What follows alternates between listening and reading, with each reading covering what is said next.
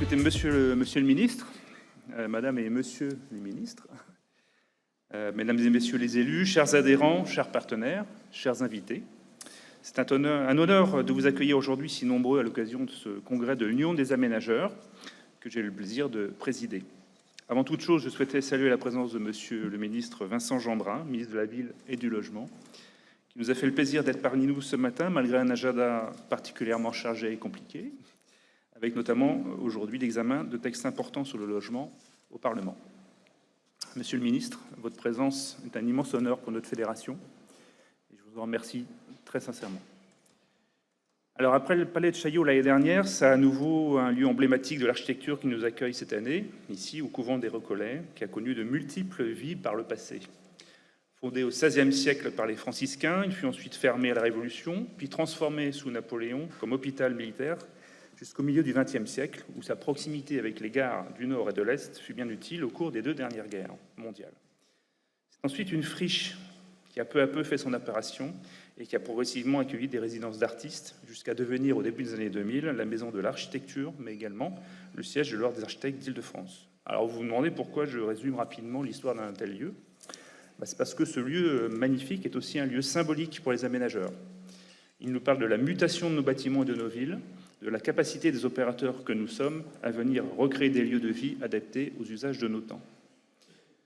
Alors que les canicules s'installent de plus en plus tôt, je pense qu'on peut le constater, et confirment année par année l'urgence pour notre société, mais aussi pour nos métiers de nous développer autrement, j'espère que nous trouvons aujourd'hui, en ce lieu chargé d'histoire, une fraîcheur propice aux réflexions et aux échanges. Alors vous le savez, c'est dans un contexte économique incertain pour toutes nos entreprises, mais aussi pour de nombreux projets que nous abordons ce congrès. Cette certitude, nous la vivons maintenant depuis plusieurs années, et malheureusement, cette crise du logement est trop structurelle pour ne pas être durable.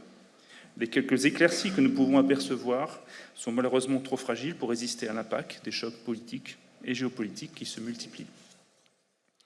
Pourtant, lorsqu'on connaît l'importance du logement dans le budget des ménages, dans le confort du quotidien, notamment avec les effets du changement climatique, mais aussi dans les choix de vie, l'urgence est là.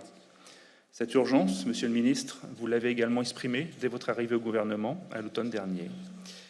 Nos différentes rencontres ont toujours démontré votre volonté de trouver tous les leviers possibles pour construire davantage, que ce soit par la mise en place de mesures de simplification ou par l'introduction de dispositifs capables d'encourager l'investissement et la location, tout en ne reniant pas les objectifs environnementaux notamment et de sobriété foncière. Le projet de loi de logement que vous avez annoncé en est la preuve et les aménageurs pourront y trouver un intérêt. Par ailleurs, en permettant aux aménageurs de rejoindre l'équipe de France du logement, vous avez démontré votre connaissance du terrain et des enjeux que nous portons aux côtés des collectivités. Pour cela, je vous en remercie également. Je rappelle que les aménageurs ont assuré ces dernières années au moins un quart de la production de logements autorisés en France.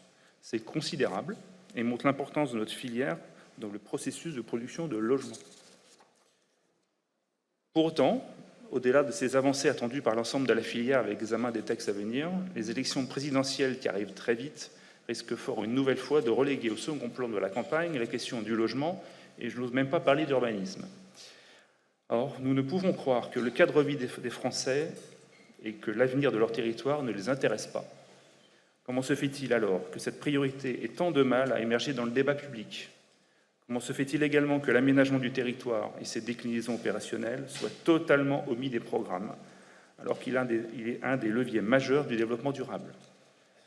Il reste moins d'un an pour imprimer dans le débat ces thématiques essentielles, aussi bien sur le plan économique que social ou climatique. Pour faire référence à la tragédie de Shakespeare, Roméo et Juliette, il ne faudrait pas que le récit entre le français et le logement, et bien sûr l'aménagement, soit le symbole d'un amour impossible.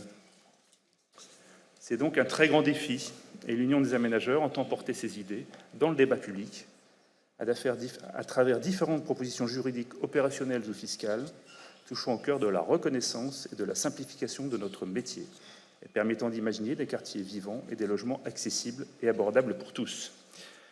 Alors, sensibiliser le grand public, c'est notamment la vocation de la newsletter numérique de l'UNAM, intitulée « Carte sur table ».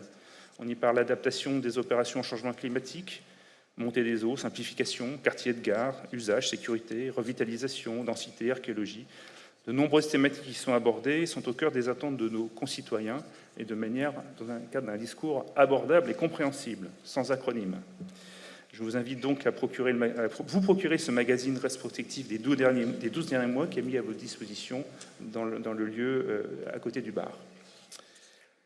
Donc c'est dans cet esprit que nous avons choisi comme thème pour cette journée « Quand l'aménagement fait société ». Dans notre métier, peut apporter des réponses multiples aux aspirations des Français et de leurs représentants élus locaux. L'aménagement s'inscrit dans le temps long et apporte une réflexion globale, indispensable, mais trop souvent délaissée au profit de politiques publiques en silo et de choix court-termistes. Faire société en matière de logement, c'est donc répondre collectivement aux défis de notre temps, en faisant le choix de réconcilier les problématiques et de les traiter par une approche globale.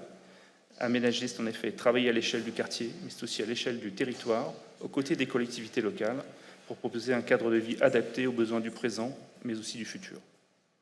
Et c'est bien la vocation des aménageurs. Et l'Union des aménageurs revendique d'être la fédération de tous les aménageurs, quels qu'ils soient, quel que soit leur statut, public ou privé, et représentatif de tous les territoires. J'en profite d'ailleurs pour lancer un appel aux aménageurs présents dans la salle en les invitant à nous rejoindre, si ce n'est déjà fait.